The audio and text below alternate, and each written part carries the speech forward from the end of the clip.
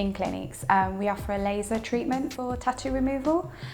So what that does, it shatters the ink and that will go through the lymphatic drainage. Black, dark blue, however we do other colours as well, so green, red, orange, purple as well. So depending on the actual colour, we can assess and see if that would remove the tattoo as well. It can vary from tattoo to tattoo, so we do recommend courses from 4 to 8 and it can be ongoing as well.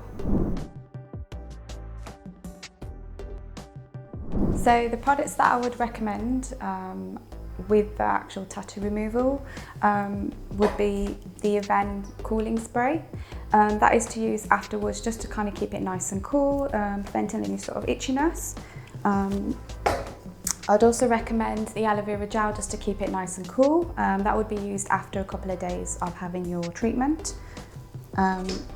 We also recommend the CU3 cream. It's got your copper peptides in there and it's got healing properties in it, so it will start to heal the actual tattoo removal within the couple of weeks that you have had your treatment. And then the most important is your SPF. So this is a 30 and above, and this will keep an actual nice sort of barrier and protect you from the sun.